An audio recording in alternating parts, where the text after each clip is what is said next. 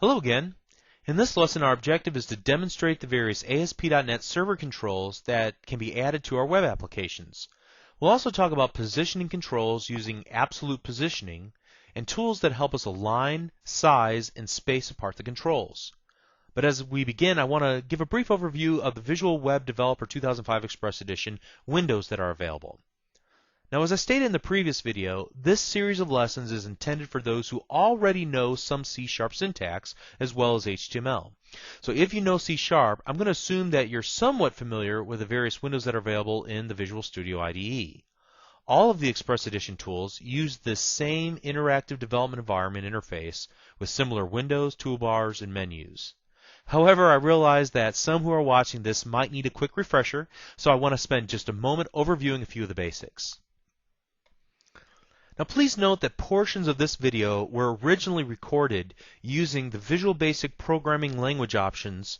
However, due to the nature of the topic matter, this shouldn't really interfere in any way with your understanding of the material. In other words, although you see references to Visual Basic at times throughout this video, there's nothing specific to Visual Basic or C#, so please don't be alarmed. For this particular lesson, the functionality that I'm going to demonstrate is exactly the same for both C# and Visual Basic. So let's start by creating a little sample application as a springboard for our discussions. We're going to go to File, New Website, like we did in the previous video. Make sure ASP.NET Website is selected. We're going to go to the very end and remove the default name. We're going to type in Lesson 02 and make sure the language is Visual Basic and then click OK. And so now we have our default.aspx in our Lesson 02 project. So as you saw from the previous lesson, where we did the majority of our work was in this main area in the center of the screen. And the main area is home to a number of different tabs. So every time we open up a different file, we get a new tab that we can change so that we can have multiple tabs open and switch easily between one file and the other. Also, individual files, depending on the type of file that they are, have different ways of viewing that file. In the case of the default.aspx, notice at the very bottom of the tab we had the design view versus the source view. That allowed us two different ways to look at the exact same file.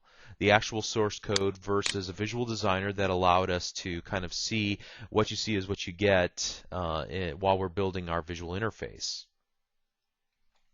Now the tabs can be arranged for your convenience by just holding down on the name of a tab and dragging it to the left or the right. You can see here I put default.aspx at the end of the list of tabs.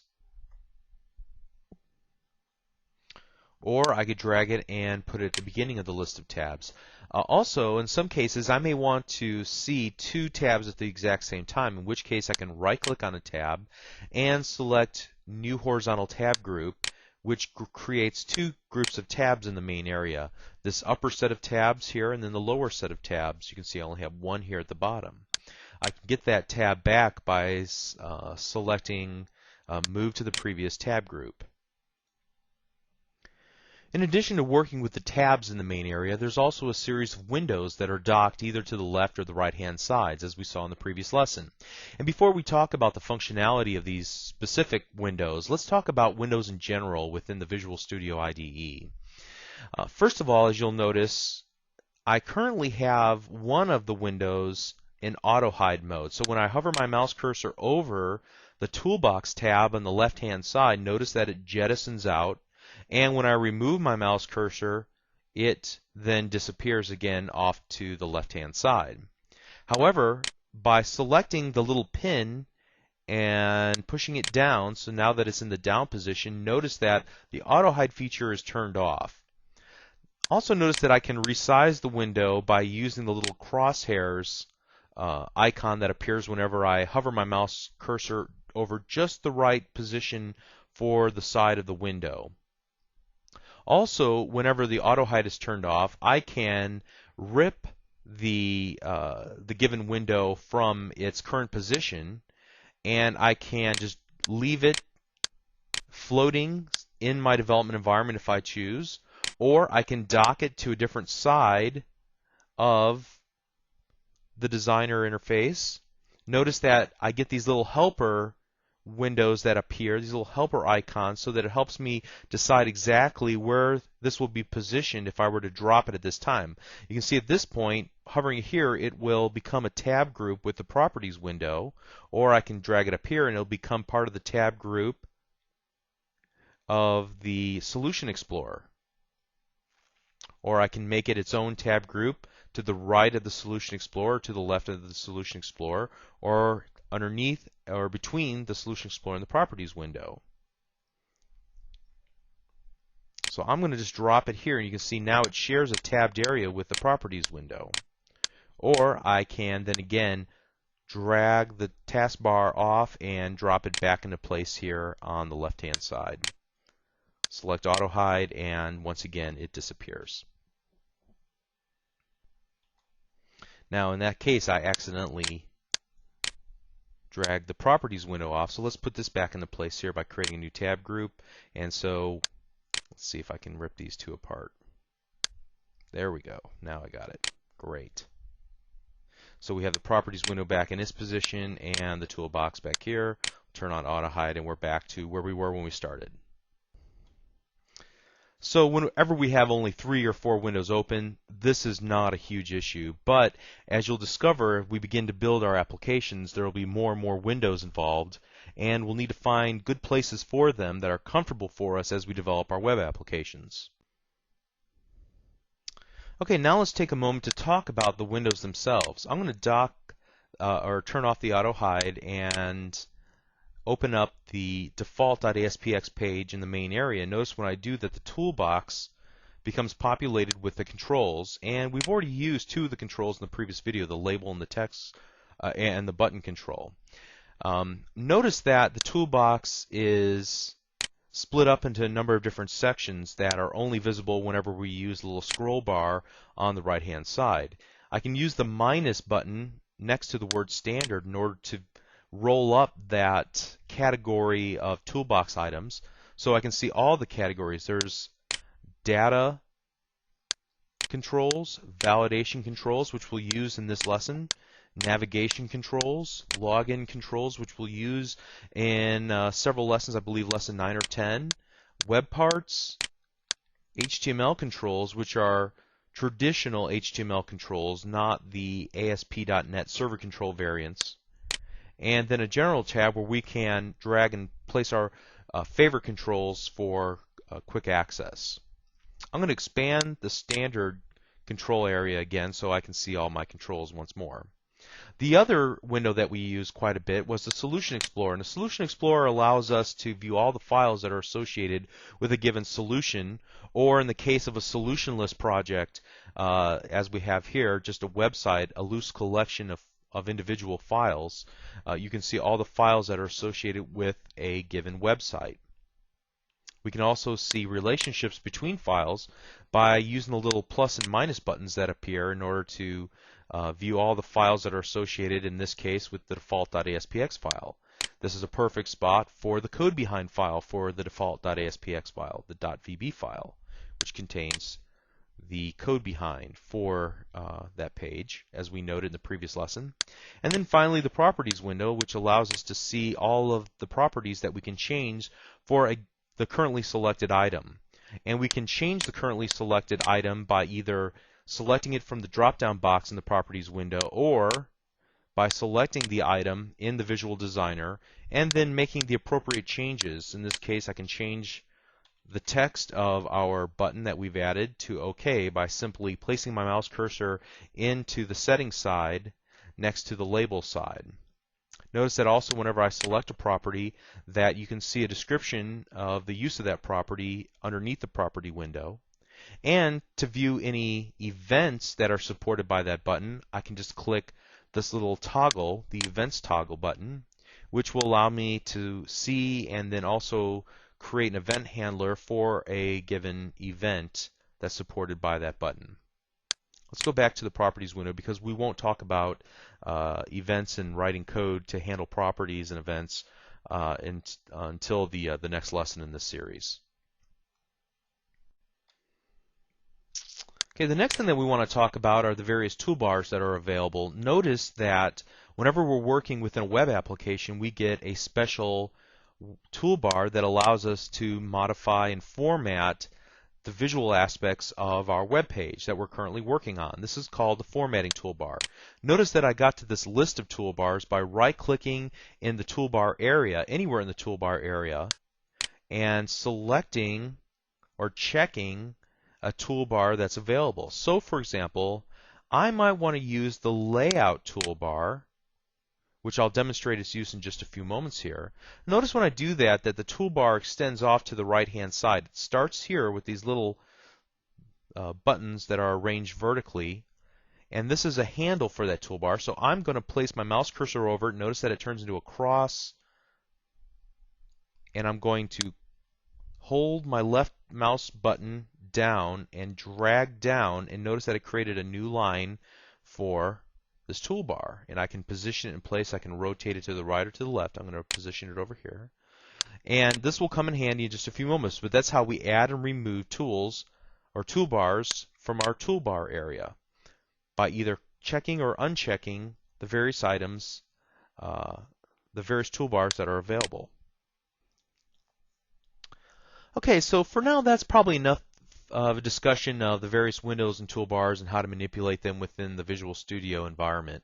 Let's now talk about how to position the actual controls that we drag and drop from our toolbox onto the designer surface.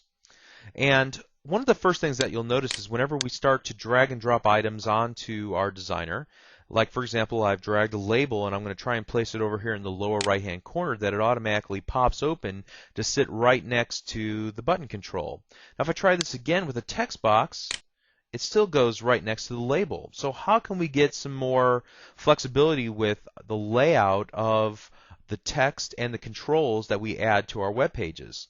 Let's take a look at the source view of this web page to get a clue of what we need to do. As you can see, we have our controls, the button, the label, and the text box controls, but there's no paragraph tag or no break tag in between these controls. So that's why they line up automatically next to each other. So in order to change their position, I would have to use a number of spaces with using the keyboard, which is not a very effective way to go about it. And to change their vertical positioning, I may have to use the Enter key on the keyboard a number of times in order to introduce some break tags or paragraph tags onto my web pages. But again, that's not the perfect solution. Now, what many of us have done in the past is to insert tables and use them in order to lay out our web pages. So I'm going to go to Layout, Insert Table from the menu, and then this allows me to select the number of rows and columns that I want to include within a new table that I'm going to introduce to my web page. I can also set things like the alignment, the border, cell padding, and cell spacing from here as well. I can even adjust individual cell properties if I wish to at this time, or I can select them individually and set them in the Properties window. I'm just going to click the OK button for now, and notice that it produces for me a 3x3 table into my web page. So I can drag and drop. For example, I'll put my text box there. I'll put my label in this cell, and then I'll take my OK button and I'll drag and drop it down to this cell. And then I'm going to run my application to see that I've got some more advanced layout control over my web page than I had previously. And this is certainly one option, and an option that most people take whenever they're designing their web pages, to use tables in order to do that. But there's also another option. Let me delete everything from here by just selecting it with my mouse cursor, then hitting the delete key on my keyboard, getting all the way up to the top. And I'm going to go to the Layout menu again. I'm going to go down to Position, and then go all the way down to the Auto Position options. I'm going to select this Change Positioning to the following for controls added when using the toolbox, paste, or drag and drop. And so at this point, I'm going to have absolutely positioned controls whenever I drag and drop them from the toolbox. I'm going to click the OK button now. So let's go ahead and try this again. I'm going to drag and drop the button from the toolbox. And now notice that I can position it anywhere on the web page. Now, how is this accomplished? Let's take a look at the source view, and notice that a style tag is now inserted into the definition for my button control, which gives me a z-index, which means, how are the controls overlapping, the left position, and, the top position here kind of extends onto 2 lines, and that is positioned absolutely. Let's go back to our design view. And we can position a label as well. Now when we drop it, it might place it over in the left-hand side, but we can drag it around and move it to its position. Let's go ahead and delete these 2 controls off and play around with our options just a little bit more. I'm going to switch back, layout position, auto position options. I'm going to remove the checkbox from here and click OK, which puts us back into a relative position. We also have the option to insert what are called layers, and layers are absolutely positioned areas that we can introduce into a relatively positioned web page. So notice that I have relative position here, and I have absolutely positioned areas here, and within these areas I can drag and drop controls. So this is kind of an in-between solution where I can now reposition groups of relatively positioned controls within a relatively positioned web page. And yet there are still other options as well. I can, I believe, set each individual control and change it to be absolutely positioned.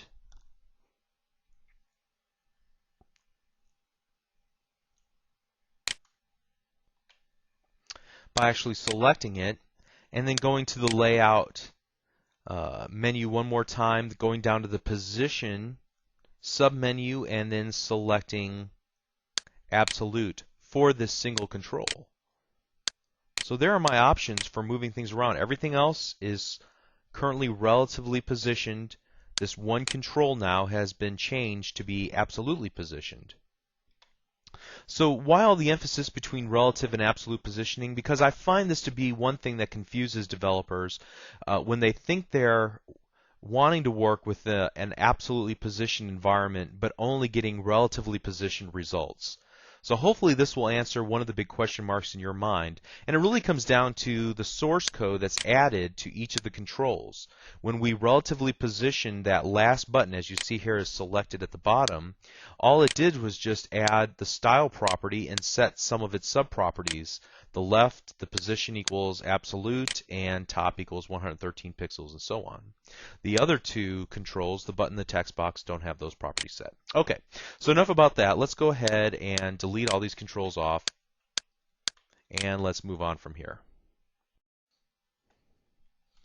Okay, one more feature I wanted to show you before we move on is let's insert a table. We'll just set our 3x3 table. Okay, now say that I want to select a given cell in order to modify the features of that cell. What I can do is also use these little selection areas down at the bottom to select an individual cell or to select the content of the cell. Okay, so this gives me the ability to select an entire row at a time, the entire table, an individual cell, or just the content that's inside of a cell in order to modify its properties. Okay, so let's go ahead and delete this as well. Just want to make you aware of that navigational ability that you have through this tag selector here at the bottom. Okay, now on to the fun stuff. I promised you that we were going to take a tour of some of the controls that are in the toolbox, so let's do that right now. First of all, for this example, what I want to do is go to the Layout menu one more time, go to Position, go to Auto Position Options, and then change the auto position to absolutely positioned, and click OK. So now everything we add to our form will be absolutely positioned. Okay, so for this example, what I want to do is just create a really simple little data entry interface that we might use on like our company's intranet, for example, where we allow a project manager to take a look at the various sub-projects that are going on and what the status of those projects are and what department that they're billable to and so forth, and allow our staff to enter their current statuses for various projects. Now we're going to make this very simple, so we won't make it too complicated. It'll give us a springboard in order to demonstrate some of the various controls that we'll come in contact with virtually every day while using Visual Web Developer 2005 Express Edition. So one of the first controls that we were able to use in our previous lesson were the label controls, and these are simply just textual labels with a programmatic interface like we used in the previous video. You'll recall to change the content of that label by setting its property equal to hello world or whatever the case might be. So in this case, let's change this to name, because we're going to use the labels this time as labels in the classic sense as we're building like Windows applications, right? We wanted to give the user some indication of what those controls that these labels are associated with will actually do. And the first control that we'll use is a text box control. And text boxes are simply to allow users to input any free-form kind of information, things that can't be predicted. So we allow alphanumeric characters to be entered here. I'm going to also change the name of, or the ID of our controls as we go along using a fairly new naming standard. We're going to, for example, in lowercase name, uppercase text box. Okay. And I think we've all seen text boxes before. It just allows for free-form input. Now, if we have a situation where we're trying to collect data where there's only a limited number of options, we might use something like a drop-down list box. So let's go ahead and position one of those on our form here. And we're going to name this status drop-down. And this is where we may want to only allow the user to select from a pre-selected or pre-entered number of options. So what we can do here is either we're going to click this little arrow in the upper right-hand corner. You may have not seen this up to this point if you're just new to the Express Edition tools. But this gives us a list of quick tasks that are associated with that given control. And we can either data bind this particular control, which we're going to talk about in lessons, I believe, 7 and 8. Or for right now, we're going to hard code the options in by clicking the little Edit Items link in our Quick Tasks menu. And I'm going to select the Add button to enter our first list item. So the status will either be in progress or not started or complete. Or we might even choose select one as the first option, right? And we're going to set the selected option to true. So we want this by default, whenever the page loads up, to be the first option that's visible. And we might even just move it up to the top of the list. And then in order to create the proper progression here, we may want to move this not started, this number 2, up ahead of the in progress. So I'll use these little arrow buttons to move each list item up and down the list. So now we have select one, not started, in progress, and complete. The select one list item has a selected option of true, so by default it'll be selected. I'm going to click the OK button. And then I'm going to click the little back arrow to close the quick tasks. Okay, so next we're going to use a series of radio buttons.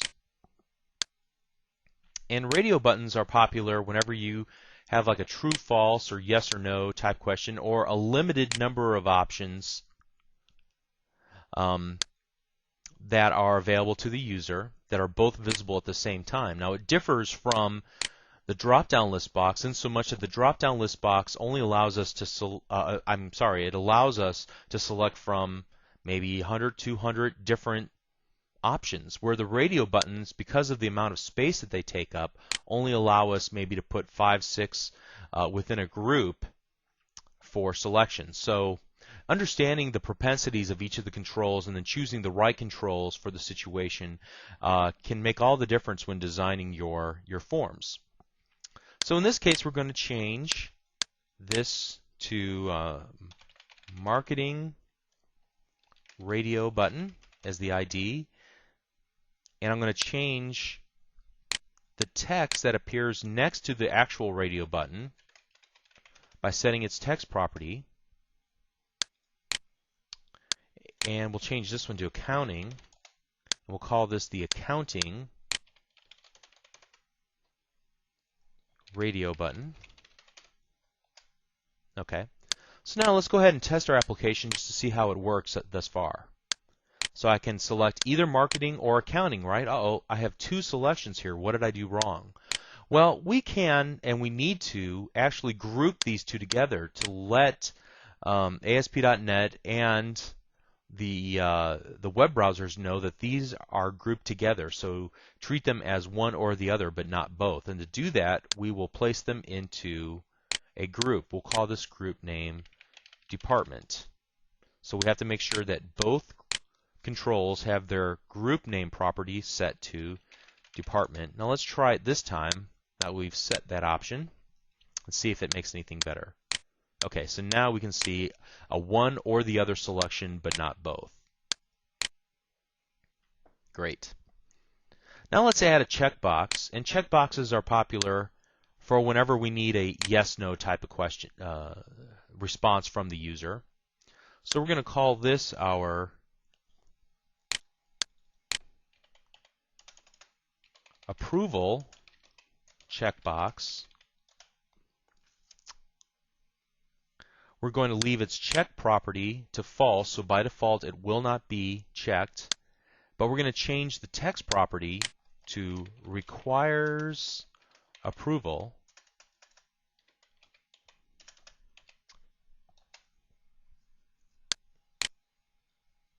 And so let's test this now. So we can type anything in here, we can select something there, we can choose one of these, and then either click on or off requires approval. Great. Let's move on.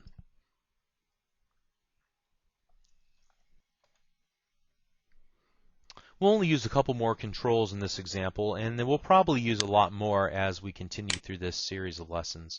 The next control I want to demonstrate is the use of the hyperlink, and we'll put this right next to this requires approval.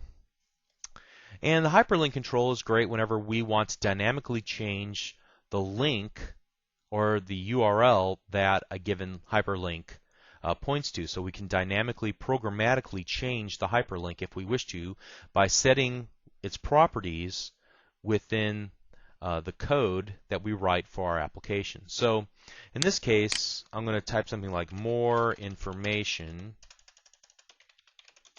maybe to provide a help area. And then I can set the navigate URL equal to some project folder if I wish to that's currently on my local hard drive, or I can type in a URL like Learn Visual Studio, .net. I can also change the target from the current window to a new blank window. So we have options there as well. And now I'm going to skip over the rest of the controls within the standard area and talk about some of the I take that back. I am going to add a button control, and I'm just going to place this here. I'm going to call this the OK button. OK button. Great. And I'm going to add a label that I'm going to use a little bit later in this example. And I'm going to call this success label. And I'm going to remove the text property from here. Great. I'm also going to add one more label that we'll use a little bit later in this example called status label. So I'm going to remove the text property and call this status label. Okay. Now let's move on and talk about validation controls. No doubt you visited a website, maybe a website where you tried to pay for something online, and there were certain fields which were required fields. And so if you forgot to fill in a required field, the web browser would stop you before submitting that web page back to the web server and would say you forgot information in one of the following fields. You forgot to fill in the name, you didn't pick a status, you didn't choose a department, and so on. Okay, so ASP.NET 2.0 makes it very easy to add these types of field requirements as well as other types, not just required fields, but also check one field based on the values that are within another field or some preset values through the use of a series of validation controls. So you can see here that there's a whole validation section. What we're going to do is choose this required field validator, and I'm going to place one right next to our text box. And we're going to call this name required field. If I can, there we go. And I'm going to need to set some properties of this control. The first thing that I want to do is select the control to validate. This is going to give me a list of controls that this particular validation control can work with. And we're going to select the name text box. Next, I want to change the error message. I'm going to change this to just a star.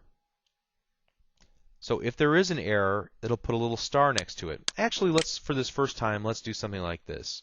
Required field. And we'll change this a little bit later to use the star. Okay? So now let's run our application.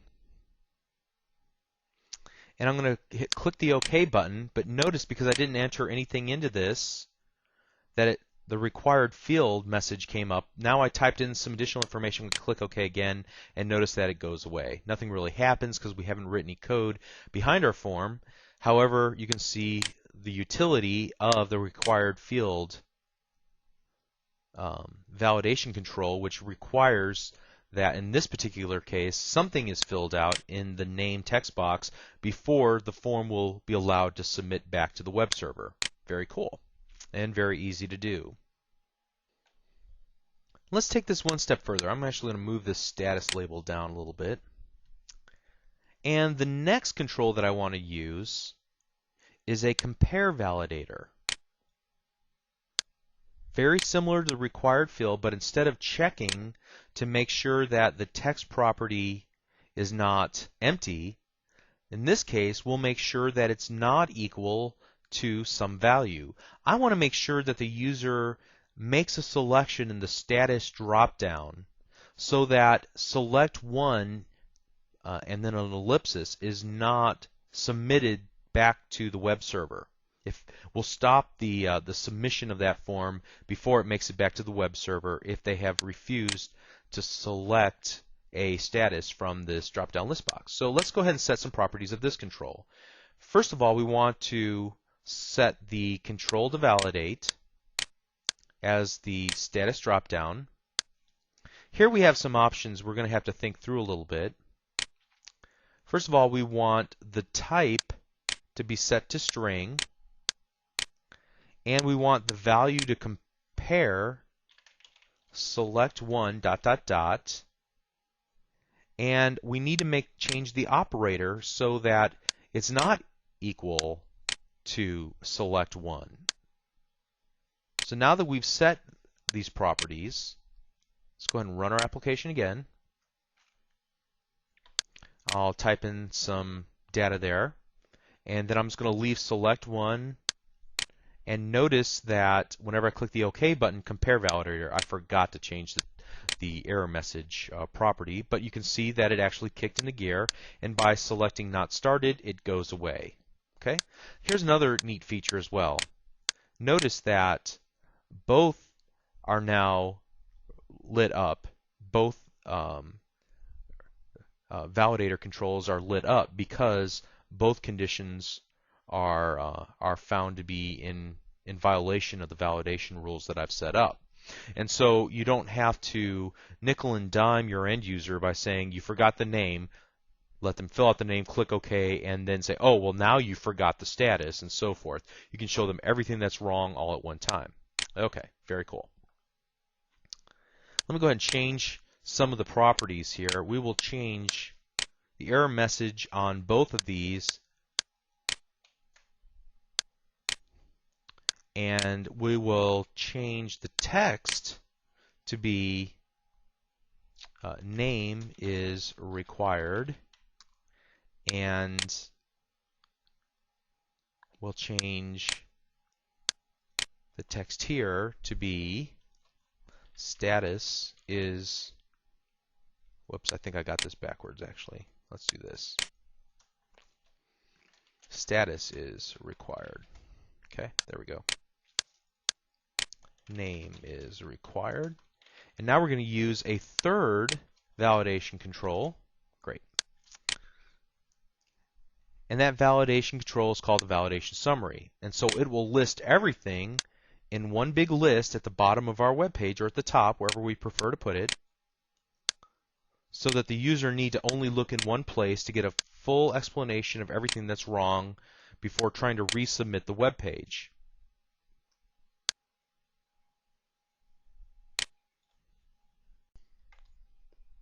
Now, I have not set any properties for this validation summary control, but by virtue of the fact that it exists on our web form, it's now ready to be used. So I'm going to run my application. I'm not going to fill in name or status, but I am going to click the OK button, and notice that it does put the red asterisks next to name and status, but at the very bottom it gives us the full explanation of the problem. Name is required, status is required, and I can make this as friendly as an error message as I want to. I can even add maybe an opening line that says, please fix the following problems before submitting the form. Very neat. Okay, so let's move on from there. Okay, so we're nearing the end, but I wanted to show you some neat functionality that's contained within the layout toolbar. So we already talked about the purpose for the layout toolbar in the previous video, I believe, or the beginning of this video, and that is to help us determine where we want to, or how we line up the items on our form. So you can see that the left-hand side of the name, status, and department labels are slightly out of a line. Looks like status might be pushed out just a little bit more than name and department.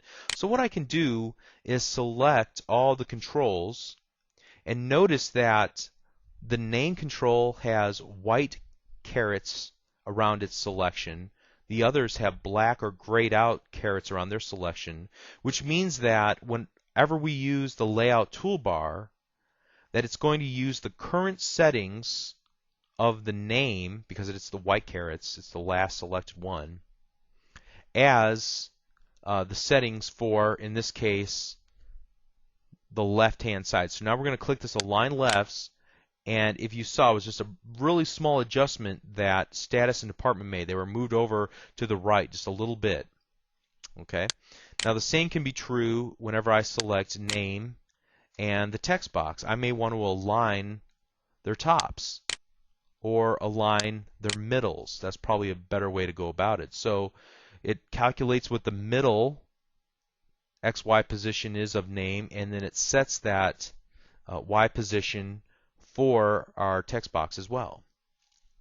Now we can use other controls to decrease the horizontal spacing or increase horizontal spacing, or to remove any horizontal spacing, as I did accidentally. Okay?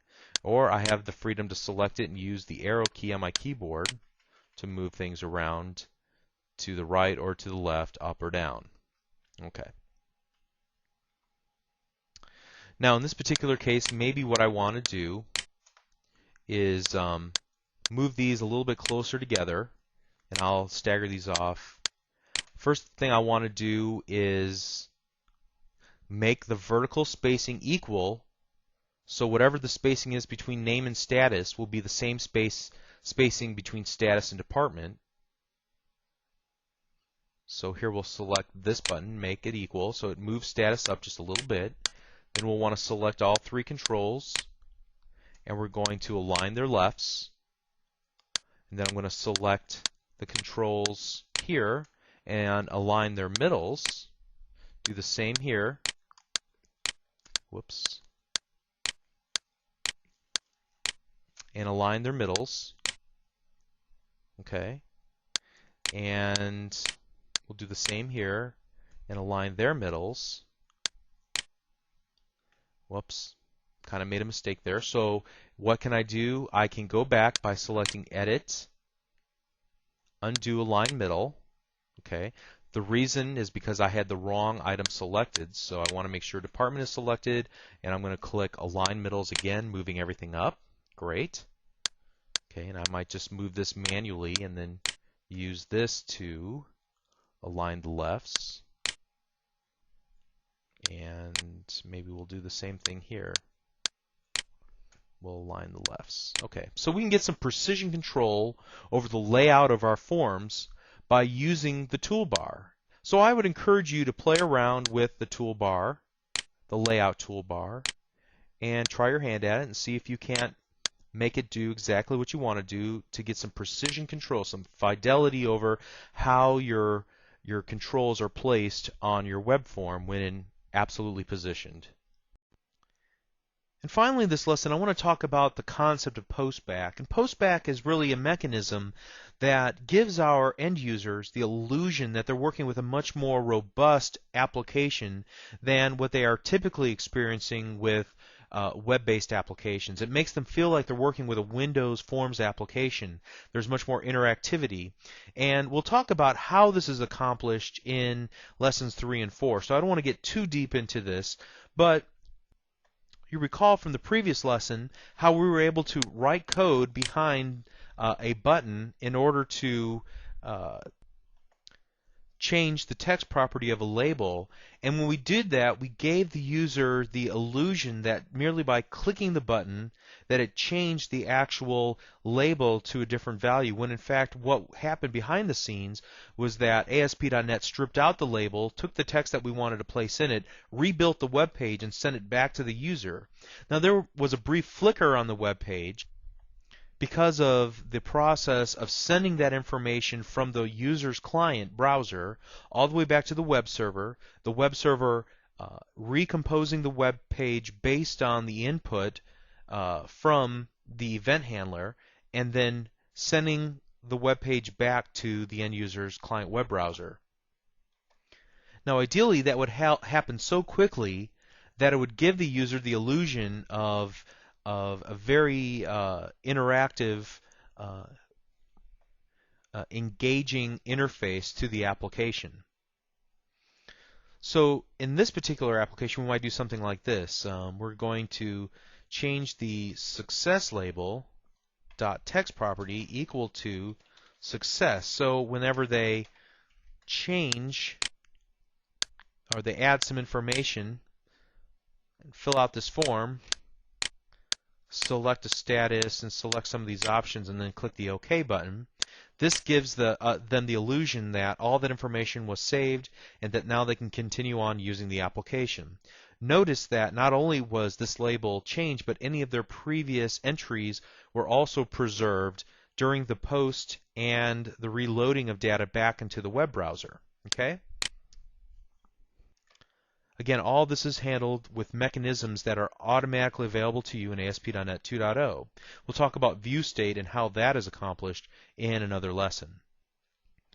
But let's expand on this concept. There are some controls that are naturally used to post information back. For example, buttons. For example, we would expect a button on a form to post the data that was collected from the form fields back to the web server, and so the web server can either save them in a database or can process them in some way. Okay? But there are also some cases where we may want other controls, maybe through the selection of a given status or the selection of a radio button or a checkbox, to maybe change the available controls that are visible on the form. Maybe there is some type of database lookup based on the selection of a status, or in another case, maybe based on the selection of a country, you might change whether states or provinces are available within a given, the next drop down that's available on that form. Whatever the case might be, you need a higher degree of interactivity. So let's talk about how to do that right now. Just like you can write code behind the click event of a button, you can also write code behind the selected index changed event of a drop down combo box, just like you can in a Windows Forms application. So what we can do here is status label dot text equals you selected, and then add in whatever the status dropdown dot text property is. And then now let's run our application to see if that's all we need to do. So ideally what would happen is I would type in some values here and then select in progress, and then we would see something pop open in our little label, our status label, that was off to the right hand side of our status drop down box. However, that didn't happen in this case. The reason is because we have to let the ASP.NET Runtime Engine know, as it's originally composing the page, that it needs to add in some special JavaScript to our web page in order to make this happen. So in order to enact that, what we'll do is select our drop-down combo box, and then go to our properties, and then find the auto postback property within the behavior section of our properties window for this control, and turn that to true. And now by doing so, immediately whenever a new selection is made, the entire web page will be posted back to the web server. The message that this postback was triggered as a result of a selection within our status dropdown will trigger the event handler for the status dropdown select index change. I'll execute the code, recompile the page, send it back out to the user's client. So let's run the application now and type in something here, and then select in progress. And notice whenever we did that, there was that little flicker, and then also now we see our little status label, you selected in progress. Okay, so again, we can create very interactive controls, interactive web pages that include controls that can post back to the web server based on your user's interactivity with those particular controls.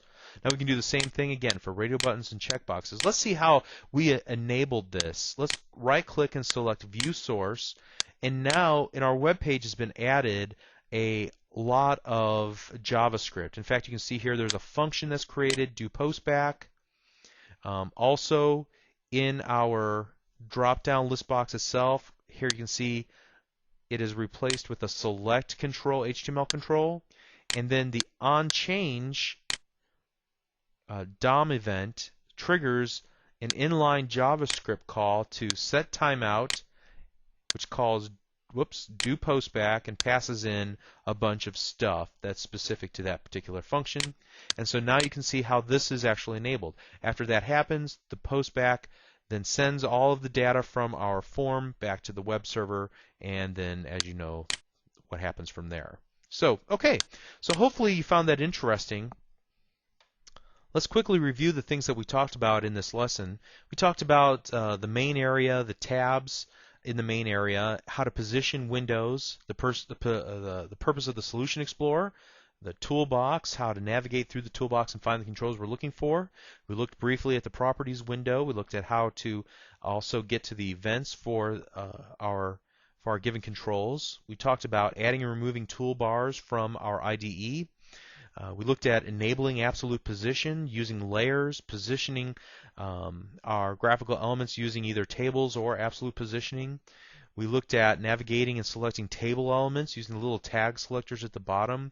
We talked about postback and auto postback and a lot more. So we've actually covered a lot of ground in just a short period of time here in Lesson 2.